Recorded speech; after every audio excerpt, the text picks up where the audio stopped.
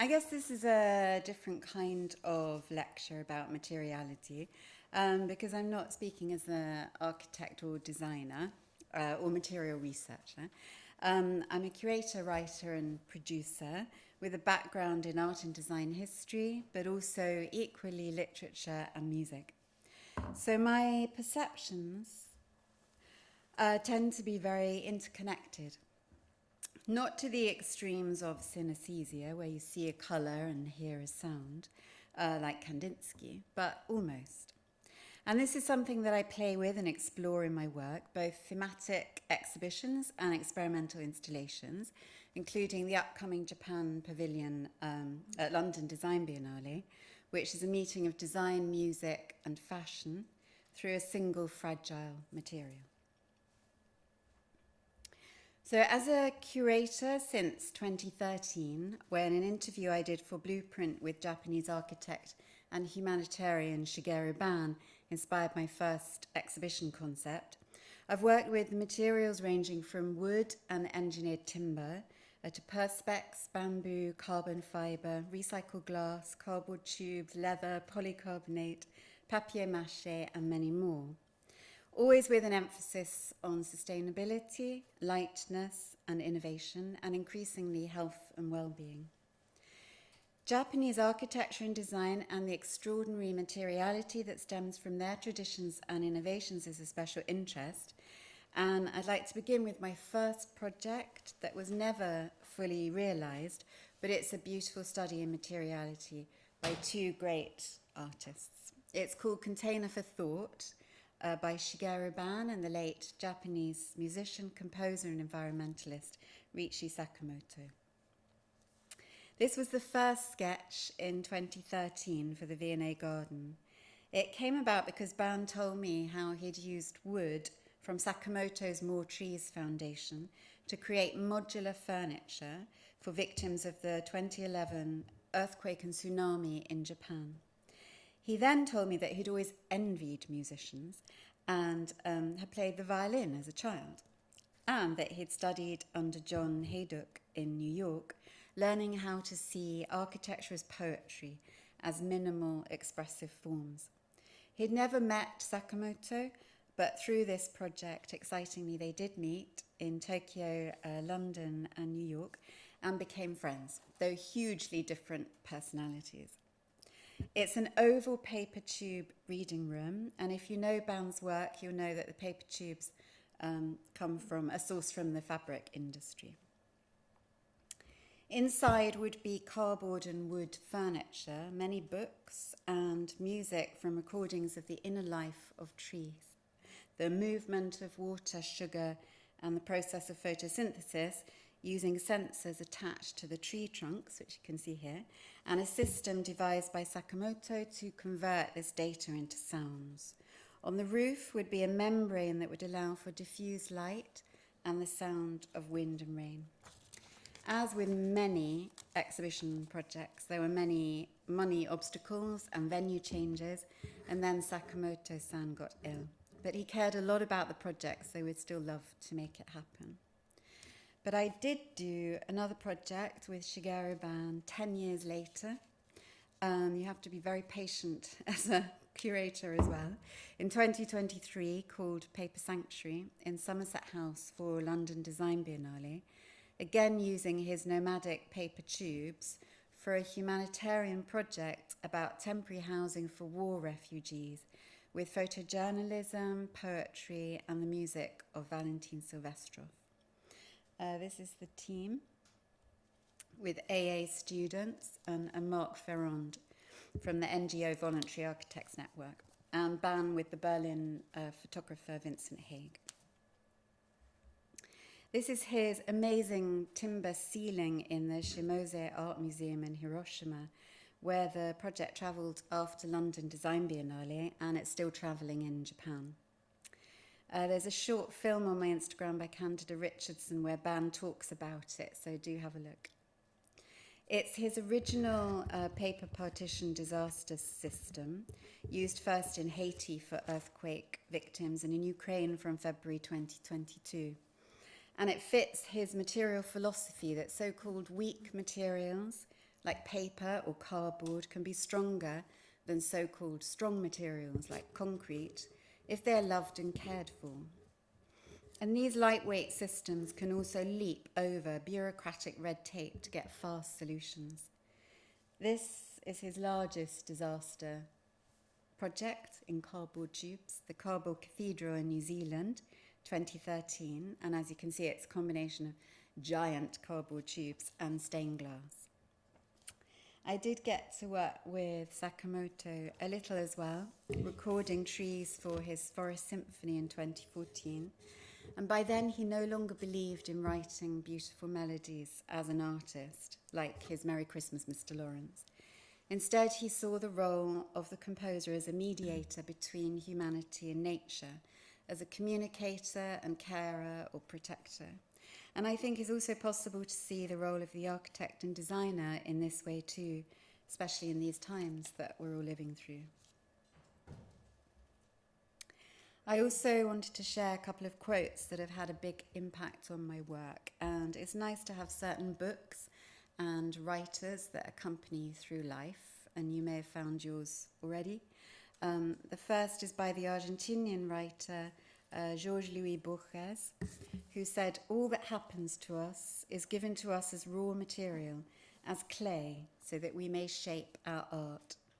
And the second is by the Italian novelist Italo Calvino, on his bicycle, from his essay on lightness, published just after his death in 1985. I think it has huge relevance to design materiality in the world today.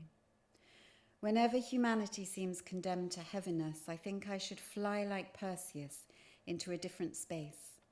I don't mean escaping into dreams or into the irrational. I mean that I have to change my approach, look at the world from a different perspective, with a different logic and with fresh methods of cognition and verification. The images of lightness that I seek should not fade away like dreams dissolved by the realities of present and future." This is one of my favorite buildings and examples of design materiality and of lightness. You can also say that it's a study in immateriality. It's the Sunny Hills Cafe in Uwama in Tokyo, by Japanese architect and Professor Kengo Kuma, and this is a photo I took this time last year. It's a 3D lattice structure using a traditional joint system in wood called jikoku gumi without glue or nails, creating, as Kuma says, a soft, warm human space that feels like a forest or a cloud. You only have one choice in this cafe, which is known as the Pineapple Cafe, and the choice is between apple or pineapple cakes. So it's a very simple concept, but it's a wonderful one. So the building, and here are more photos, has a transparency and lightness, a weightlessness and openness that makes it look a bit like a doll's house or beehive inside. And I've been lucky to work with Kuma-san and his lab in Tokyo a few times since 2015, as I'll show you. But first I wanted to talk a little bit about memory in relation to materiality, both personal and collective. This is a garden that I played in until I was 3.5, when my family moved from an old house that was a converted Victorian hospital to a 1960s, very modern, very mid-century house, which was a very different experience. I like the fact that I'm so close to the ground in this photo, about to pick up one of the many stones or feathers or beetles that I liked to collect. As the Spanish architect Enrique Sobejano said to me in 2015, this is one of the special things about childhood that he remembers, particularly as an architect, designer, that close connection to the ground through play. Even in a very urban 1960s Madrid, with scaffoldings of buildings in construction and granite cobblestones in the streets. And this is Enrique now with his partner Fuensantenito. And this is one of their amazing projects. It's the Center of Contemporary Art in Cordoba from 2013, which balances the weight and presence of stone with the play and intervention of light. And this is one of their concept models, which always take the form of paper geometric games.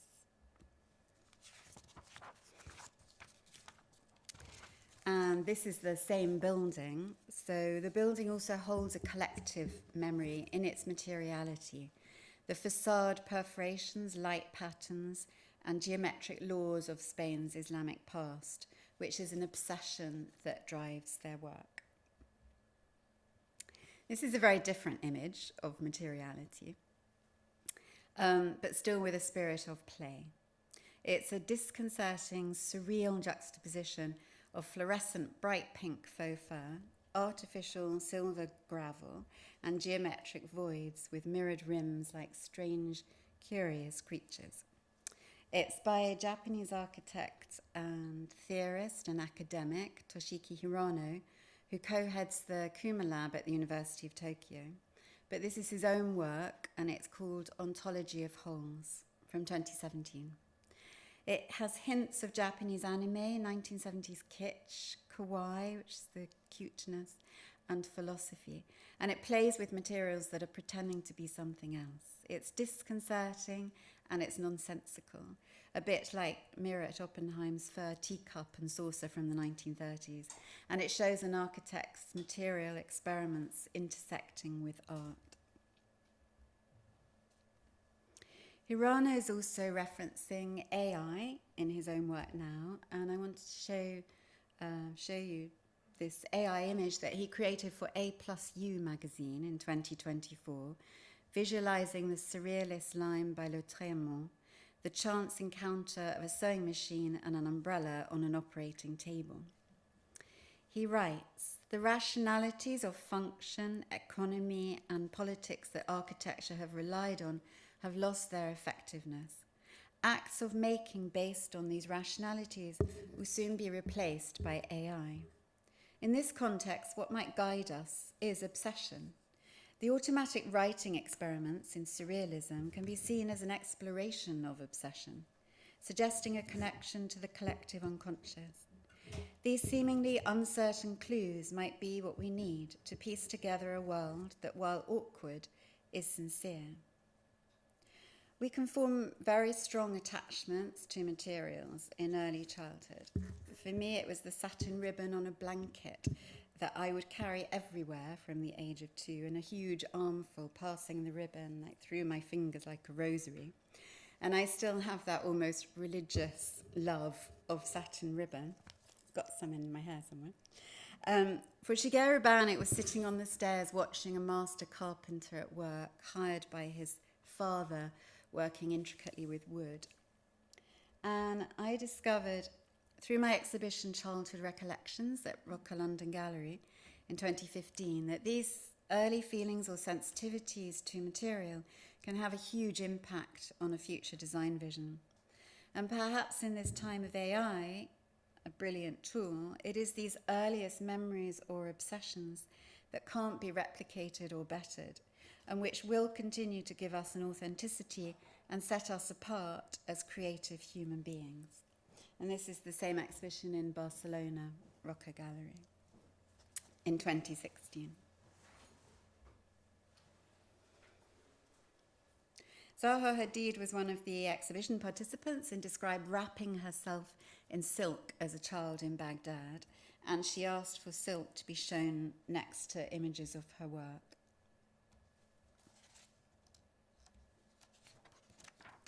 Another participant was the postmodern architect and theorist Denise Scott Brown, who at the age of 83 remembered growing up in Johannesburg, interestingly in a modernist house. I have very early memories from about 2 years old, and sometimes I try to test myself by looking at early photographs in black and white, seeing if I can remember the colours of the clothes I was wearing. I remember the odour of the gum tree, the eucalyptus oil and orange blossoms, a sentimental smell, and the smell of wild and cultivated flowers in the yard, and the smell of the veld, fresh and wonderful, and the smell and taste of fruit, everything you can imagine. Her memories are a bombardment of perceptions. And one of them, of Johannesburg's 50th Jubilee celebrations, leads directly to her 1960s neon work in Las Vegas with Robert Venturi. It was the first time out at night and my first neon. They may merely have been commercial street signs, but for me, they were fairyland. I learned from this exhibition too that scent has its own materiality and importance in the experience and memory of a place. As one writer put it, within its lack of visual presence hides a carnal materiality. It exists in the overlap between the physical and the intangible. And I still have the bottle from master perfumer Roger Dove with a memory scent that he made for the hat designer Philip Tracy, who grew up in rural Ireland with a garden full of roses opposite a church. And he would invite himself to every wedding from the age of 5. And his seminal memory was seeing the light coming through the stained glass windows in the church and mixing with the smell of incense and textures of ornate fabric. So the scent was a mix of rose de may and frankincense. And this was his display. Can you guess who this is? So back to Kengo Kuma. So this is a photo that he said he was a little embarrassed to send me in 2011 for a feature in Blueprint called Sharing the Same Shadows.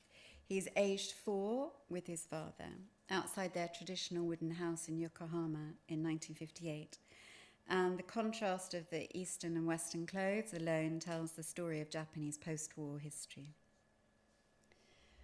The Japanese had seen their traditional wooden buildings bombed and burning on an unimaginable scale, of course, in 1945. And modernist artists like Kenzo Tang, who Kuma and Ban both hugely admire, had turned away from wood to using concrete and steel in extraordinary ways.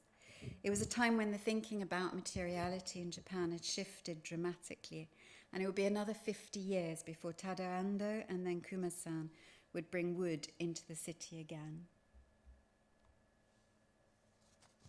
He said that he'd been ashamed of the natural materials in his house when he was young, the washi paper and the shoji screens and the tatami mats, because his school friends were all living in the gleaming post-war concrete blocks, and it took him a long time to value the perishable materials that he lived with and not to get embarrassed when a particle of earth fell off the wall. So he said it was not easy to appreciate his house, but the light of the shoji could take the room to a completely different world. And he said, I often say that I do not like concrete, but what I hated most was the light from fluorescent and aluminium sash. I couldn't bear their cold materiality. Now he says that as an architect, he's a product of that house. And also he says, wood is my friend. Drawing in pencil on tracing paper, he also remembered playing in the bamboo grove, the Satayama behind his house, seeing the light filtering through the leaves, handling the earth, and hearing the sound of the wind through the bamboo. He even remembers the feeling of the leather boots he had to put on to go outside. So what he's describing is a multi-sensory experience of materiality. He also played in the old bomb shelters behind his house, left over from the Second World War, and remembers the feeling of looking out. And these are projects that he says are directly linked to this memory. It's the vision of architecture dematerializing in the light into small particles, so the building hovers between materiality and immateriality. This is Frau Art Centre in Marseille, and this, because I love it so much, is the Pineapple Cafe again. And here's another one. This is the Daiwa Ubiquitous Computing Research Building at the University of Tokyo from 2014.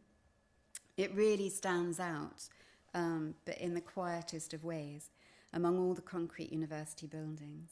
I love the texture, which is also functional because the overhanging layers prevent the wood from getting wet in the rain. There's also the understanding that the building and the material will age. It will have a life that will end. And there's not the same fear about this in Japan that I think we have here, that drive we have to always preserve. So instead, there's a feeling that at the end of one building or material, that the end of one building or material will allow for another. And I've brought an exhibition newspaper from a show that I co-curated in 2018 called Timber Rising, so you could have a look at it at the end. As a material, wood connects very strongly to our collective memory, and most people would say that they like it or love it. In its engineered forms since the early 1990s, it's been possible to enhance its natural tensile strength and flexibility, removing its organic flaws but keeping its lightness and improving its seismic resistance. And this becomes a perfect material for sustainable building. It stores carbon, it's warm and tactile. The construction process with CLT, for example, is fast, quiet, non-toxic, with a low carbon footprint, and a building can be prefabricated. Scientists are also beginning to prove with specific studies that if homes, schools and hospitals are made in wood or engineered timber, and if wood is actually there to see and touch, people are healthier. Blood pressure and anxiety levels drop, children learn faster and are more socially interactive, and people even heal faster. Apparently bats and spiders like it a lot too. So this is the Timedia building by Shigeru Ban in Switzerland, where the exposed structure consists of 2,000 cubic meters of blue laminated timber using a kit of 1,400 parts, 3D modelled and digitally fabricated using a CNC mill. It's slotted together like a traditional toy without glue or nails. This is a shared housing project in Tokyo by Satoko Shinohara, who teaches at Japan's Women's University in Bunkyo, and I included her words and definitions in my 2023 exhibition, Small Spaces in the City. And she said, wood is a material that changes over time. Polycarbonate and structural plywood are industrial materials, and I quite like those, the feeling that the function is exposed as it is. Another book I recommend is Kengo Kuma's Small Architecture and Natural Architecture, published as one book, two books together, by the AA in 2015. And one chapter on the traditional building method of weaving materials inspired this second exhibition with Kuma-san in his lab in 2019 for the V&A Garden, called Bamboo Ring, Weaving into Lightness. This was conceived as a site-specific material study and experiment, and each of the 140 bamboo rings was combined with carbon fibre and laminated in the Komatsu Materi factory in Japan to give a rigidity. They were then assembled in pairs and could be woven together on the site very quickly and totally quietly, with engineering by Ajiri structural engineers, long-term partners of Kuma-san. When the threads, which I think you can see in this photograph, when the threads or cables were pulled, this nest-like form lifted up out of the water into the air, which you can see on the left. The bamboo prop was there for safety because of children playing nearby, but the lightweight form proved to be fully self-supporting, suggesting new forms of materiality for the future. The patterns were constantly changing, and its materiality also changed throughout the day, sometimes dissolving in bright sunlight and then re-emerging. And this is a beautiful shot in the evening. And this is the first sketch by Kuma-san, developed, tested, and built by the KUMA LAB in only 6 months. As in music, the spaces or silences in between matter. And in 2021, we added experimental music by violinist and composer Midori Komachi to Bamboo Ring for Milan Design Week in a collaboration with Interni, LDF, Oppo, and Marco Imperadori, who's Professor of Architecture at Milan Polytechnic. Tiny vibrating speakers were attached to the bamboo and carbon fibre rings, so it became a total fusion of design, material, and sound art. And this is Midori Komachi, and this is Midori. I like this photo of her with her composition process, which involved included tapping the bamboo rings. We didn't know how long the materials would last, and we wanted to continue its life for as long as possible, also as an experiment. So through Professor Imperadori, a bamboo ring travelled from Milan to Arte Sella in Italy, and it's still there, living through the different seasons, and we're going to document how long it lasts. So here it is in the snow, and it seems to be coping very well. So we experience materials with multiple sensory perceptions, and with our thoughts and our memories, and some designers would say spirit too. And this is something I explored in 2023 in a dance film called States of Being for the Small Spaces exhibition. The film is by Candida Richardson with principal dancer William Bracewell of the Royal Ballet, filmed in his dressing room. And I think it's a good argument for architects, furniture designers, material researchers, other designers to work with dancers in an experimental way. Of course, dance movement is exaggerated and elongated, but I think this highlights our tactile and emotive connection to materiality.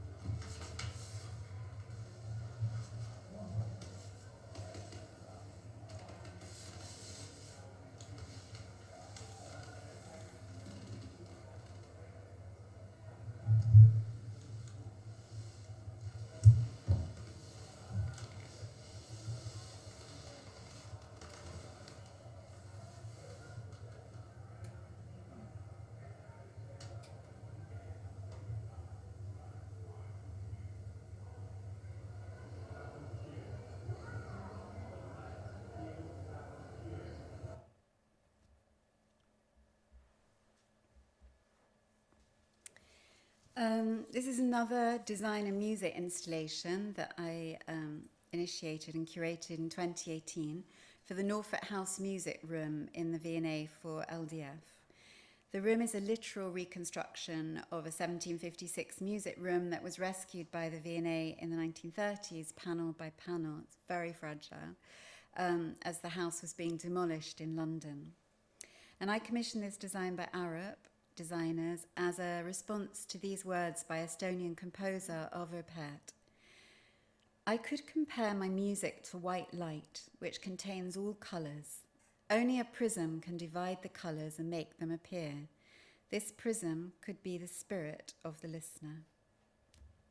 So the curved and coloured perspex screen represents the prism with very subtle modulating LED lighting, responding to the music, and the visitor could sit or lie down on the leather bench by Arab product designer Stephen Phillips. And wherever you sat, because of the shape, you wouldn't have to look at anyone else. You'd be looking ahead in a private moment, even in a very crowded room. And the bench was upholstered in a natural brown colour with traditional saddle stitching by Italian artisans for poltrona Frau. And the seams and patterns followed the materials so that no leather was wasted, with a very sensual tactile cushion built into one end that visitors loved. So you could lay your head, you can see on the left, you could lay your head on this and look up at the 18th century ceiling while listening to Pärt's 20th century music, including his Furolina for piano, which was his first expression of compositional freedom under the Soviet Union. And you could also feel the music through the leather with small speakers also inserted inside the bench. In January 2020, I was working again with Toshiki Hirano on a Japan Pavilion for London Design Biennale. This is actually Kuma-san's Nezu Museum in Bunkyo, in bamboo. It's a study in bamboo. But Toshiki Hirano's new concept, called Reinventing Texture, was developing the thinking in his pink faux fur installation that I showed you, a tactile, interactive blend of philosophy and surreal kitsch with sound art and voids again. But with the start of COVID, of course, everything changed. The touch of materials became associated with fear, and he had to work completely on his own. So he came up with a new concept using washi papier-mâché and the empty streets of Tokyo, recording over 100 surface textures and objects through one very hot summer, and transforming them through the 3D scanning processes of photogrammetry, taking hundreds of photos on his iPhone from all angles of objects in shop windows like toys or shoe displays, but also details of buildings, traditional temples and shrines, perishable foodstuffs from eggs to donuts, and this is a teddy bear holding a donut, and playing with different scales and strange juxtapositions to form a digital 3D collage to represent the city. So he became a Tokyo flaneur, but in the empty streets of the pandemic, inspired by Walter Benjamin's book, The Arcades Project in Paris, and the Japanese artist Tomoharu Makabe, who used the surrealist technique of frottage to document Tokyo in the 1970s. On the left is the making of washi paper in the Yawagami factory in Japan, and on the right you can see the full 8-meter papier-mâché wall relief. We also work with Musicity to record street sounds in Tokyo, and with Vicky Richardson and MA Interior Design students from RCA, who recorded street textures and sounds in London, and they were interviewed by the police in Soho a few times for doing this. So combining digitally generated molds with more than 200 hours of laborious solitary papier-mâché handcraft, with each layer taking days to dry, Toshiki made 12 3D panels that could be assembled into this 8-meter long wall relief in Somerset House, exhibited in June 2021. He also designed this, you can just see on the left, a colour projection mapping that travelled across the panels. So for a moment in the central panel, the two cities could meet. It was very playful, meditative, but also very practical material experiment that pushed the structural possibilities of the papier-mâché, because through the process he discovered that the material's natural tensile properties were strengthened considerably through this 3D surface complexity. And I still have some of these panels, and they're still just as strong. And we've brought copies of the catalogue for all of you. The results meant that the KUMA LAB in Tokyo was a lot more confident in then developing a 3D freestanding, fully supporting structure in 2022 in Tokyo. And I love this photo with them all inside, working away at it. For small spaces, Toshiki-san also made a short film with the architect Satoko Shinohara, and this is one of her shared housing designs in Tokyo, in Shinjuku, which is an example of material lightness, featuring a zip-up facade that makes it look transient, almost like a tote bag, as if you can zip it up and take it elsewhere or let it float off. She also talks about the importance of certain materials for mental health, and of using a variety of textures and transforming materials to keep engaging the senses at a time when screen use and stats on loneliness are on the rise in Japan. It's interesting to compare it to this London shoji apartment from 2021 by Procter & Shaw, also in the Small Spaces exhibition, which has an elevated sleeping cocoon in polycarbonate and a lightening of the visual weight. The other materials in this 22 square metre apartment, so it's tiny, are birch, plywood, linoleum and clay plaster. Just quickly on the theme of health and materiality, this is an AI image which we turned into a live experiment for small spaces to test the probiotic theories of Richard Beckett, who's an associate professor at the Bartlett. And it consists of patterned and planted concrete panels injected with good bacteria, which slowly releases into the air so that someone sitting, working at the desk for a period of time will breathe it in. People tend to think that it's the photosynthesis in plants that removes toxins from the air and is good for health, which is true, as well as the sight of green plants that's good for well-being. But it's also very much the soil. And this is a new scientific, medical and design approach to intervene in the over-sanitization of modern homes, investigating the effects of these good bacteria in the air directly on the immune system. And there should be results this year at London Design Biennale. So it's extending the philosophy of forest bathing. So now I can tell you about my current project, which is uppermost in my mind.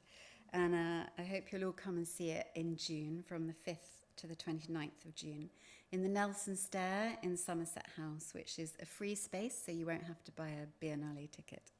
Although they want me to encourage you to, of course. And some of you will be coming on site for a talk by the KUMA LAB team as well. And it's the 2025 Japan Pavilion for London Design Biennale, and it's called Paper Clouds, Materiality in Empty Space. And the overall Biennale theme for the 35 to 40 pavilions is surface reflections. So it's returning to washi paper, but now using a new washi mix of plant fibre and different wood pulps developed with the Awagami factory in Japan to further strengthen the material. And also experimenting with a new spraying technique that allows for variations in thickness for each of the 90 paper clouds. So there will be varying translucency, which is very beautiful, and I have a sample to show you, which I think you can you see? Well, maybe there. Anyway, you can have a look. You can have a look later. So this is the first sketch by the KUMA LAB.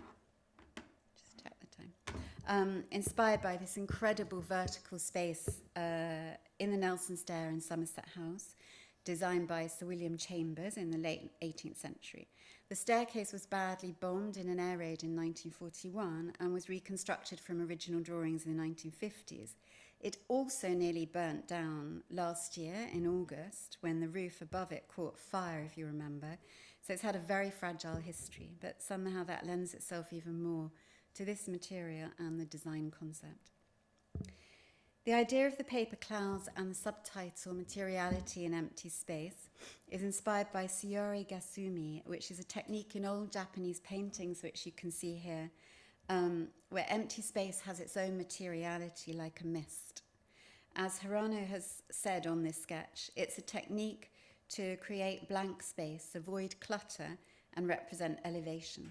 It enables smooth transitions between multiple scenes in a single artwork and can subtly indicate the end of a story. It's a respect for empty space that is described in Tanazaki's great book In Praise of Shadows. The painting references in this sketch are from the Tale of Genji scroll, produced during the 12th century in Japan, and it's now one of the national treasures of Japan. And here are two more sketches, and one of them we're going to produce as a small limited edition poster for visitors. I like the guy on the right.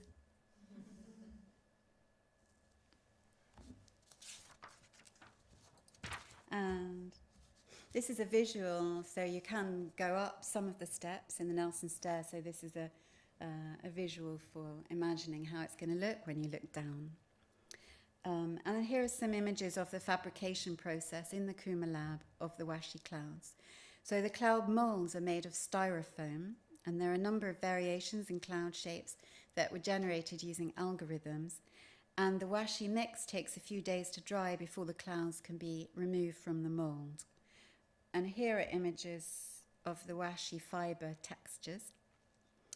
And here again are the small-scale samples of the paper clouds to show how they're going to be layered, but on a much larger scale in the vertical space. On the reverse is a pattern created by the mould imprint, which is another interesting texture reminiscent of the waves that are raked into gravel in a Japanese garden. So this side will also be seen. The clouds are going to be suspended through the vertical space from the 5th stair rail at the top down to ground level, as low as possible to the wood floors, with rocks tied with twine that will weigh them down at the bottom. But there's going to be some horizontal drifting. These rocks are called tome ishi, literally translated as stopstone, or sekimori ishi, meaning boundary guard stone. It's a very quiet, beautiful, playful sign that's used in Japanese tea gardens and linked to the 16th century tea master Senia Rikyu. As a 2009 article in the Japan Times says, no one exactly knows why this twine or rope is used in traditional gardens. But since ancient times, Japanese people have used rope to mark off sacred space and designate things as divine. It's also perhaps a way of giving softness to the rock, but also giving it a presence and authority without forming an actual barrier to the empty space.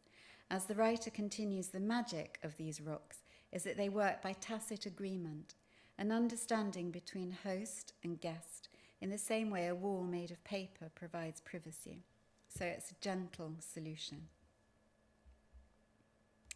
The KUMA LAB are also using a traditional construction method to suspend the paper clouds from the stair rails, rising up in the space using a gold thread, traditionally for kimono, that will glimmer in the light.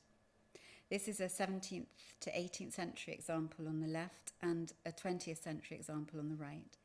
The sensation will again be one of lightness, with some horizontal drifting of clouds that we can't yet fully predict, as this will be determined, like an Alexander Calder sculpture, by the flow of visitors in the space in June.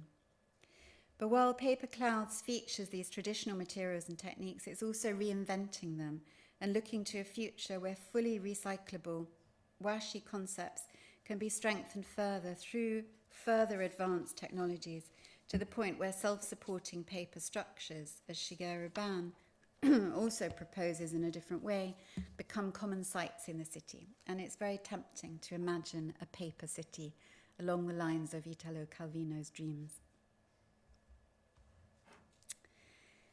The project is also the first time that the KUMA LAB is creating a costume design. It's a washi prototype recyclable paper dress for Midori, and the dress is going to be made by suspending layers for flexibility and mobility, inspired by traditional Japanese armor detail, which is called shikoru. And this process has begun in the KUMA LAB with Toshiki making a 3D scan of Midori's body. I like the fact that the metal of the armor is being replaced by the lightness of washi paper for this musician who's a fierce advocate of unknown and forgotten women in the history of music. Midori is also including the actual sounds of washi paper interacting with the body in her recorded composition, inspired by the Japanese concept of sawari, which is the noise on Japanese instruments that comes from frictional gestures on the surfaces. So she's incorporating the materiality of the instruments as well as the musical sounds to create layers played through new stone speakers by mineral sound. And she's going to be wearing Japanese Mikimoto pearls. So above all, the costume fashion angle is very much a material experiment to see how the washi layers withstand the movement of the body in Midori's live performances. And we don't know if the material will withstand the movement, if it will tear, or how the paper clouds will age over the Biennale period, or cope with the scrutiny of up to 30,000 visitors. But that's part of the project, to see what is possible. So I'm going to end with one more image of Kengo Kuma's work, which is his great bamboo wall house from 2002 in China, and a quote again from Calvino's essay on lightness, which is also the theme and title of an online gallery and platform that I'm setting up this year. There is such a thing as a lightness of thoughtfulness, just as we all know that there is a lightness of frivolity. In fact, thoughtful lightness can make frivolity seem dull and heavy. Lightness is a way of looking at the world, a reaction to the weight of living. Thank you.